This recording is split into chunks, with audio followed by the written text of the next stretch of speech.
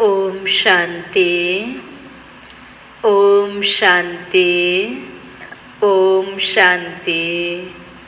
आज बाबा को 11/6/2020 को साकार मुरली। मुरली को मुख्य सार में मीठे बच्चे, यह रुद्र ज्ञान यज्ञ स्वयं रुद्र भगवान ने रचा है।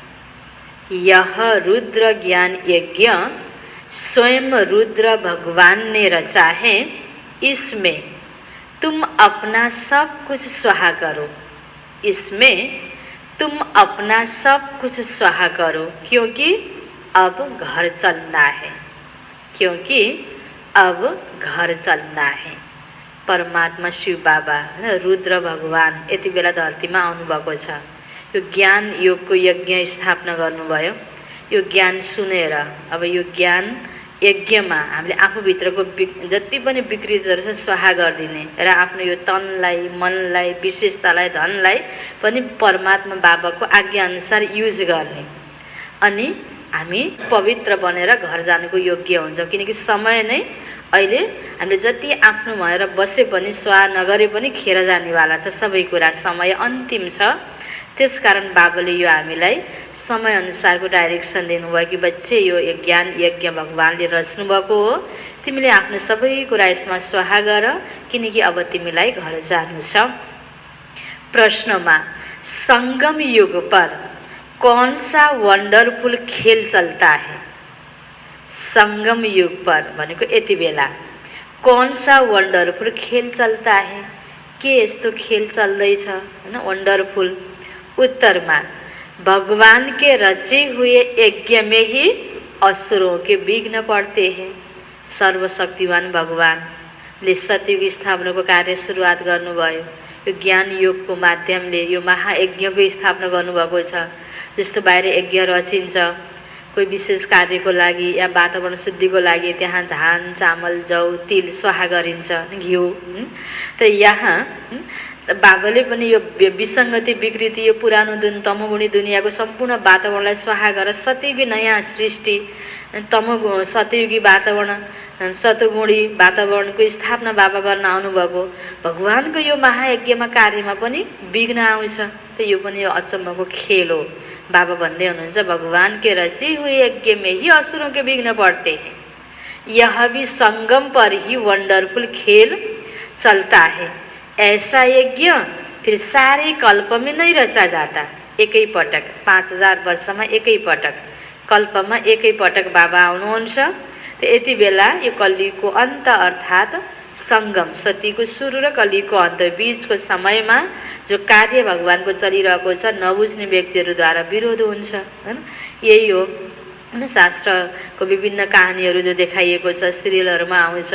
यज्ञ रचेछ, असुरहरूले विभिन्न प्रकारको हाडसाड अनेक फोहोर मैलाहरू त्यो यज्ञमा डिस्टर्ब गरेको, पवित्र यज्ञहरू रचिरहेको बेलामा अपवित्र बनाइदिएको कहानीहरू देखिन्छ नि। त्यो स्थूलमा त्यो कहानी मनुष्यलाई बुझाउनको लागि बनाइएको हो। प्रैक्टिकलमा अहिले भइरहेको छ यो। यह है राजस्व अश्वमेघ यज्ञ, स्वराज्य पाने के लिए इसमें ही विघ्न पड़ते हैं। फिर एक पटक उत्तर, भगवान के रचे हुए यज्ञ में ही असुरों के विघ्न पड़ते हैं। यह भी संगम पर ही वंडरफुल खेल चलता है। ऐसा यज्ञ फिर सारे कल्प में नहीं रचा जाता। यह है राजस्व अश्वमेघ यज्ञ, स्वराज्य पाने के लिए इसमें ही विघ्न पड़ते हैं। ओम शांति। तुम कहाँ बैठे हो? कहाँ बसेका छौ? इनको स्कूल अथवा यूनिवर्सिटी भी कह सकते हो। विश्वविद्यालय है, किनकि बाबाले पढाउँदै हुनुहुन्छ। जिसकी ईश्वरीय ब्रांचेज है। बाबा ने बड़े से बड़ी यूनिवर्सिटी खोली है। शास्त्रों में रुद्र यज्ञ नाम लिख दिया है। चाहे यज्ञ भनौँ, चाहे स्कूल भनौँ, यो एउटै स्थान हो जहाँ भगवानले आफ्नो कारोबार सुरु गर्नुभएको छ। इस समय तुम बच्चे जानते हो शिव बाबा ने यह पाठशाला अथवा यूनिवर्सिटी खोली है। ऊंचे से ऊंचे बाप पढ़ाते हैं। यह तो बच्चों की बुद्धि में याद रहना चाहिए कि भगवान हमको पढ़ाते हैं। यो पढाइ पढिरहँदा हैन हामीले दिनभरि कुनै पनि कर्म गरिरहँदा पनि भगवानले मलाई पढाउनु भएको हो भनेर यो पढाएका पोइन्टहरूलाई याद गर्दै गयो भने हाम्रोद्वारा गलत कर्म हुँदैनन्।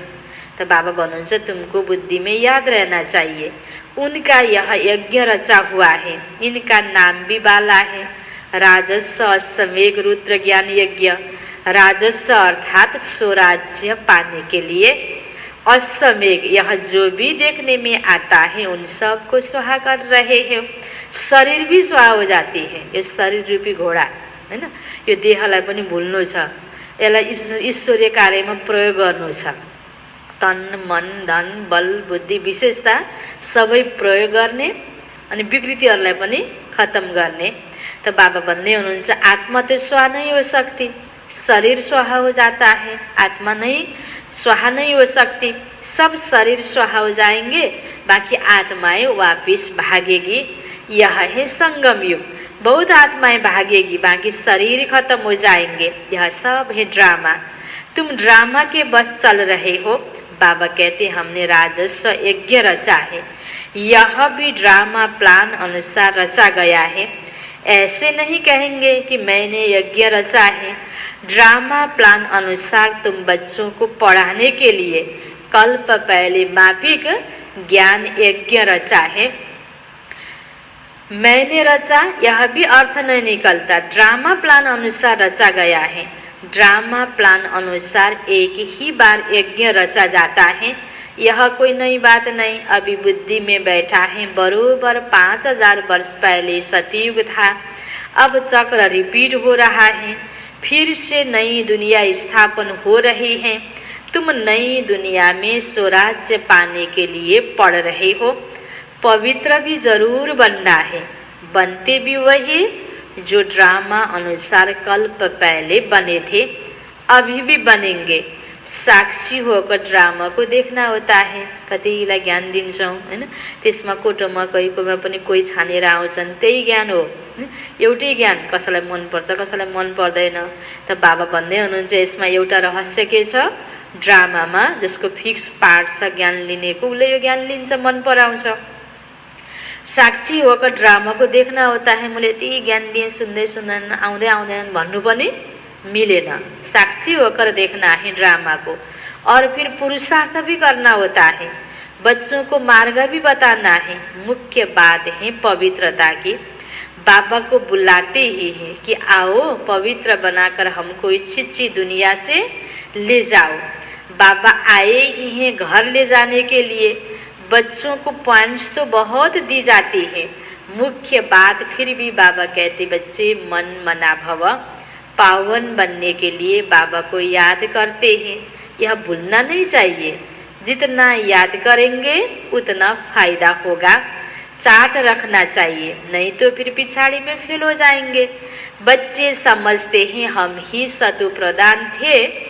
नंबरवार पुरुषार्थ अनुसार जो ऊंच बनते हैं उनको मेहनत भी जास्ती करनी पड़ती है। पुरुषार्थ गर्दै गर्दा, मेहनत गर्दै गर्दा, सेवा गर्दै गर्दा हैन, अलि जसलाई गाह्रो फिल भए पनि अझै गर्ने। किन, जति उच्च दुनियाँमा पनि उच्च पढाइ पढ्नको लागि, उच्च पदवाला पढाइ पढ्नको लागि परीक्षाहरू पनि त्यही प्रकारको हुन्छ नि। त्यही प्रकारको योग्यता हासिल गर्नको लागि मेहनत उत्तिकै हुन्छ, खर्च उत्तिकै हुन्छ। यहाँ त खर्चको कुरा छैन, हाम्रो मनले मेहनत गर्ने कुरा छ। तो यह भूलना नहीं चाहिए। बच्चे समझते हैं हम ही सतु प्रदान थे। नंबरवार पुरुषार्थ अनुसार जो ऊंच बनते हैं उनको मेहनत भी जास्ती करनी पड़ती, याद में रहना पड़ेगा। यह तो समझते हो, बाकी थोड़ा समय है, फिर सुख के दिन आने हैं। बरोबर हमारे अथवा सुख के दिन आने हैं। बाप एक ही बार आते हैं, दुखधाम खलास कर अपने सुख धाम ले चलते हैं। तुम बच्चे जानते हो अभी हम ईश्वरीय परिवार में हैं, फिर दैवी परिवार में जाएंगे। यति बेला ईश्वरले आएर हामीलाई आफ्नो बच्चाको फिलिङ गराउनु भएको छ। हामी एक एक जोजोले ईश्वरलाई चिन्दै चिन्दै गयौँ, एउटै परिवारमा सामेल हुँदै गएका छौँ, ईश्वरीय परिवारमा छौँ। सतीमा जान्छौँ, दैवी परिवारमा हुन्छौँ। इस समय का ही गायन है, यह संगम ही पुरुषोत्तम ऊंच बनने का योग है। तुम बच्चे जानते हो हमको बेहद का बाप पढ़ा रहे हैं, फिर आगे चल सन्यासी लोग भी मानेंगे।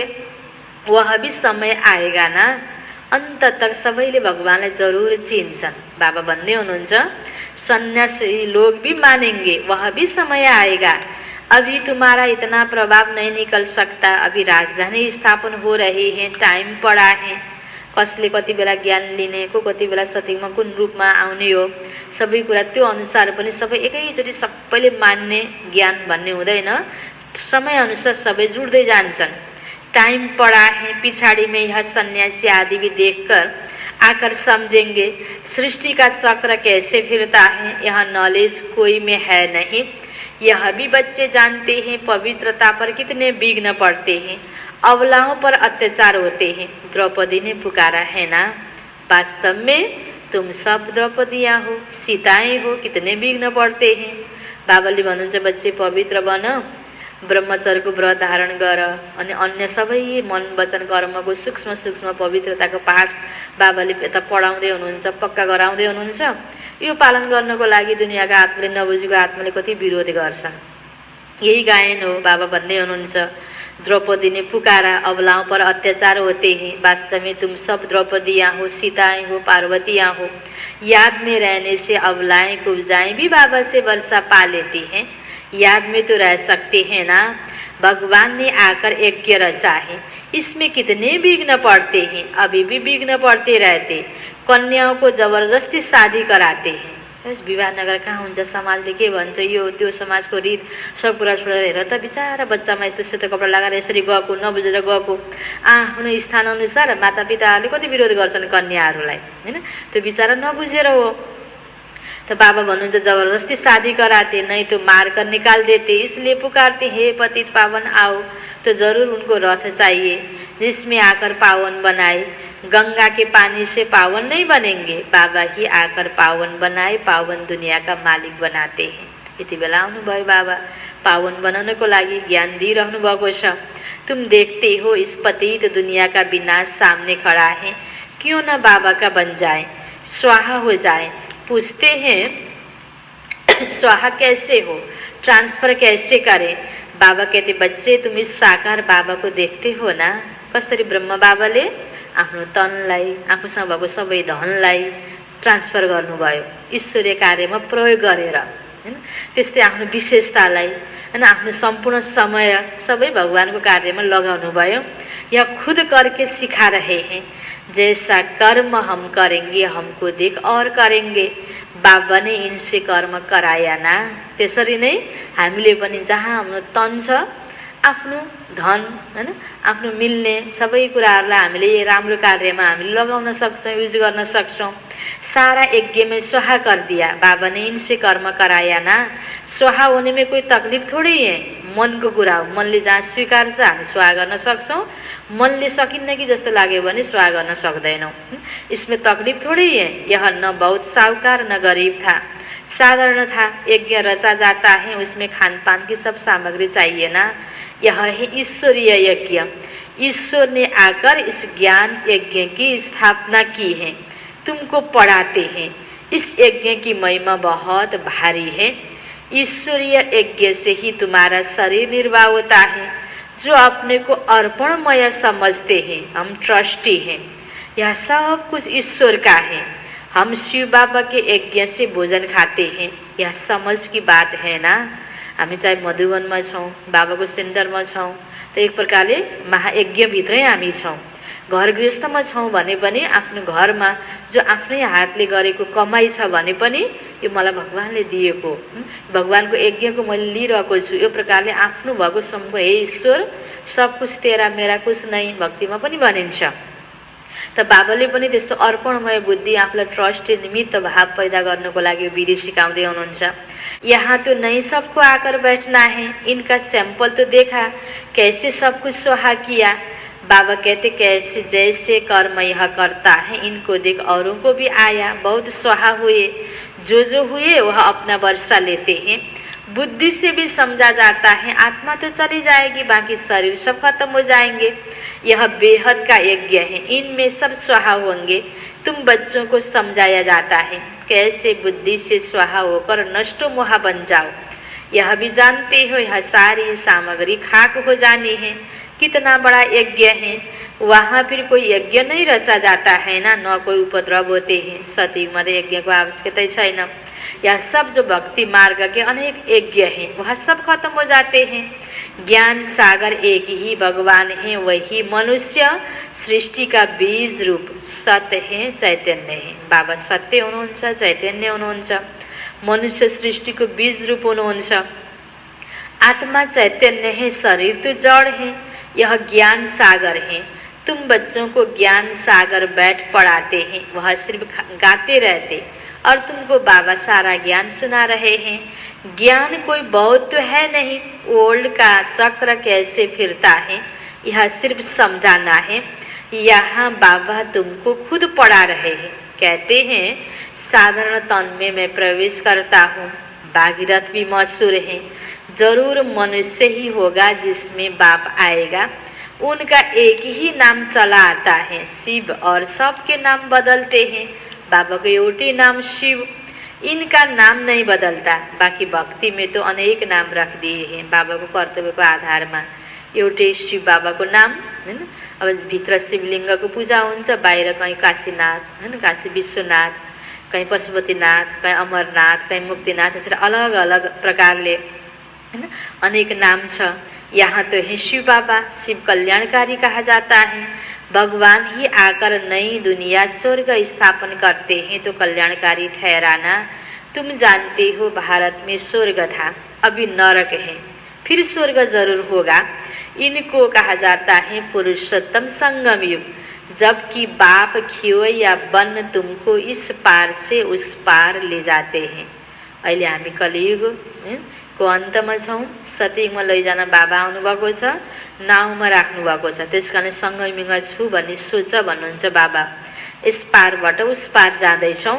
यह है पुरानी दुख की दुनिया, फिर नई दुनिया जरूर होगी। ड्रामा अनुसार जिसके लिए तुम अभी पुरुषार्थ करते हो, बाबा की याद ही घड़ी घड़ी भूल जाती है, इसमें है मेहनत।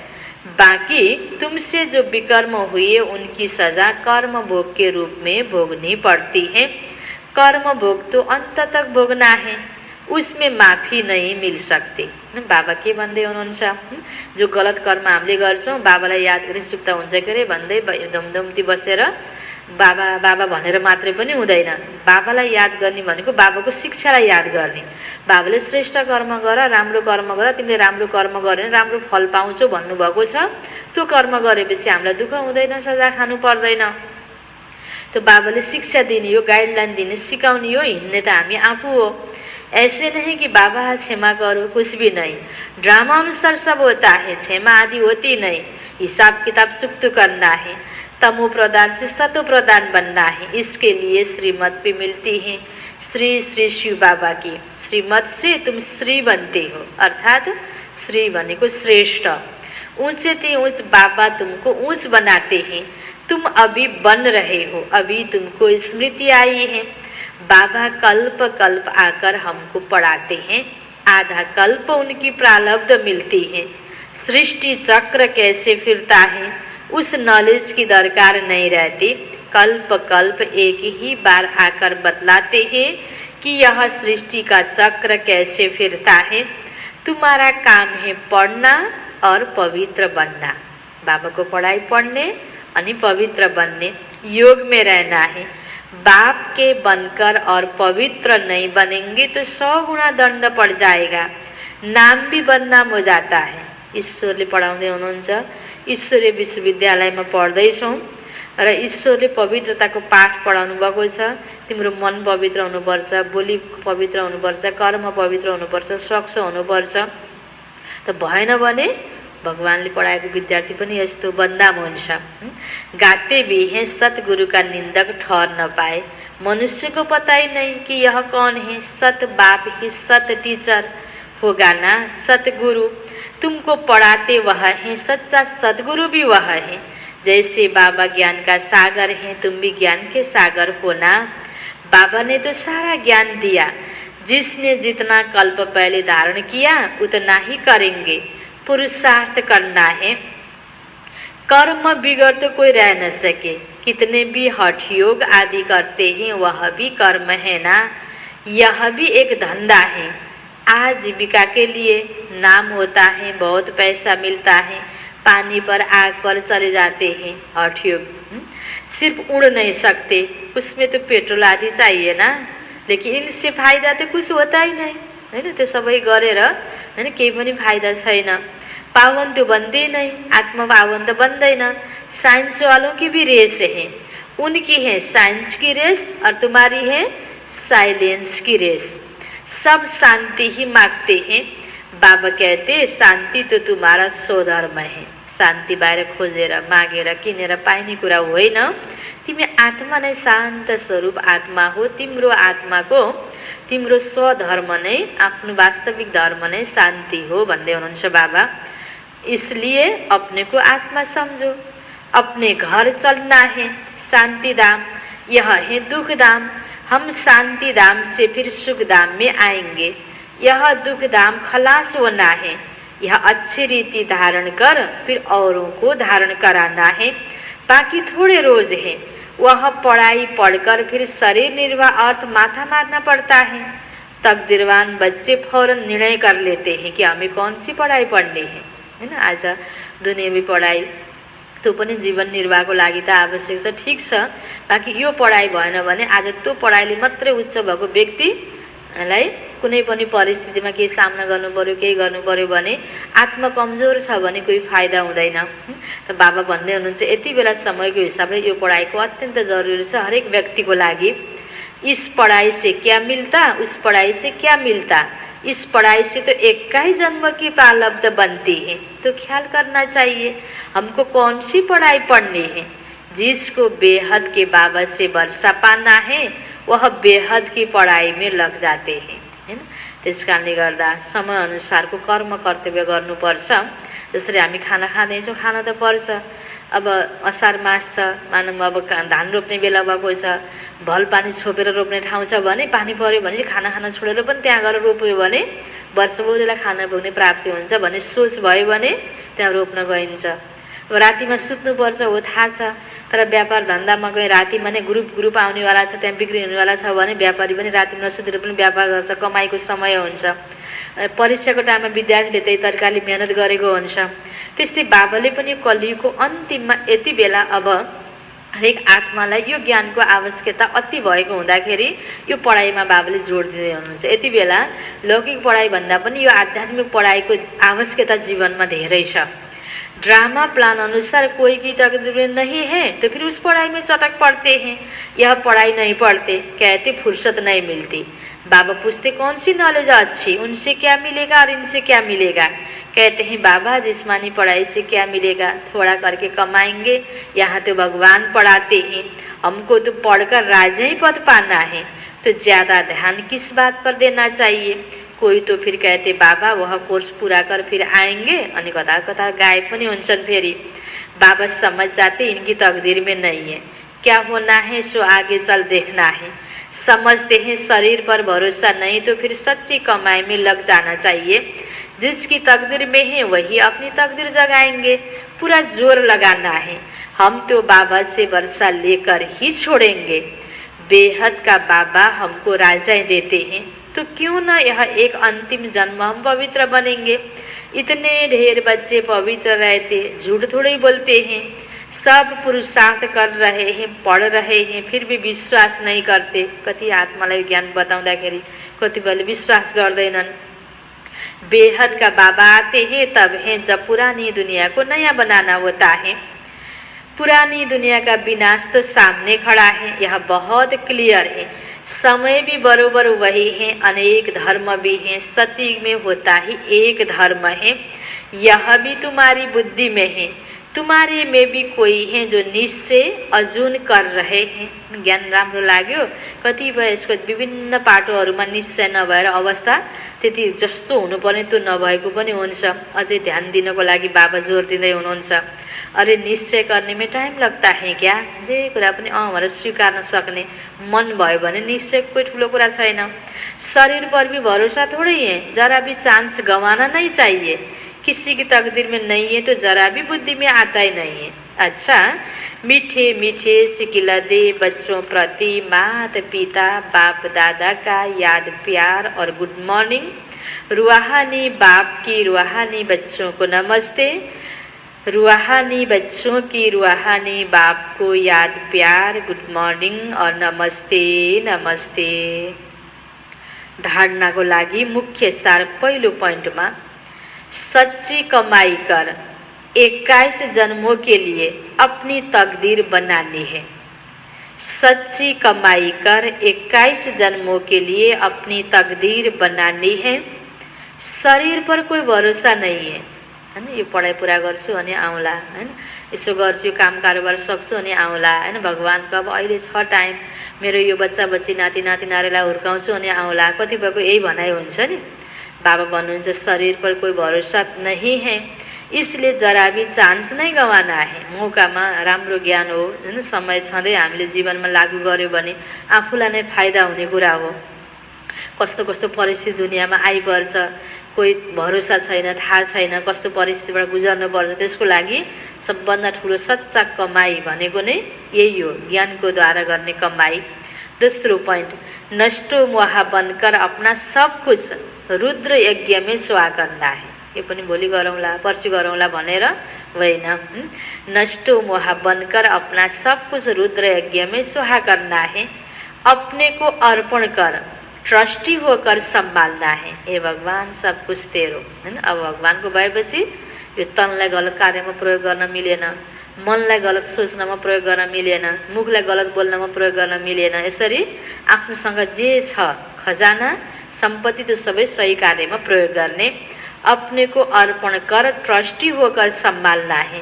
साकार बाबा को फॉलो करना है। साकार बाबा अर्थात ब्रह्मा बाबा को फॉलो करना है। वरदान, ग्लानि करने वाले को भी गुणमाला पहनाने वाले इष्ट देव महान आत्मा भव। के गर्ने भन्नुभयो बाबाले वरदानमा? तिमी के बन? महान आत्मा बन, इष्टदेव बन। त्यसको लागि ग्लानि करने वाले को भी गुणमाला पहनाने वाले इष्टदेव महान आत्मा भव। विस्तारमा, जैसे आजकल आप विशेष आत्माओं का स्वागत करते समय, जैसे आजकल आप विशेष आत्माओं का स्वागत करते समय कोई गले में स्थूल माला डालते हैं तो आप डालने वाले के गले में रिटर्न कर देते हो। कसैले आफूलाई माला लगाए सम्मान स्वरूप उसलाई पनि फेरि माला लगाइदिने, तो रिटर्न कर देते हो। ऐसे ग्लानि करने वाले को भी आप गुणमाला पहनाओ।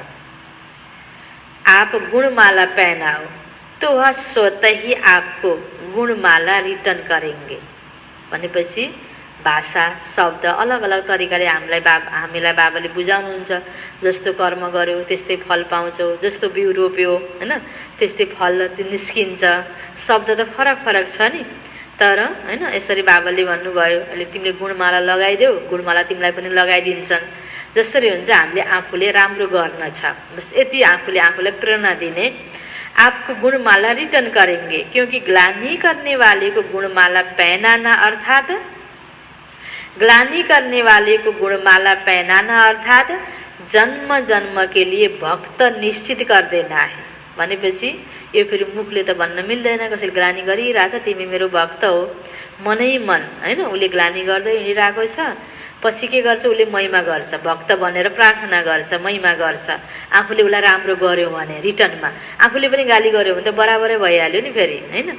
त्यसकारण बाबा भन्नुहुन्छ जन्म जन्म के लिए भक्त निश्चित कर देना है। यह देना ही अनेक बार का लेना हो जाता है। यह देना ही अनेक बार का लेना हो जाता है। यही विशेषता इष्ट देव महान आत्मा बना देती है। यही विशेषता इष्ट देव महान आत्मा बना देती है।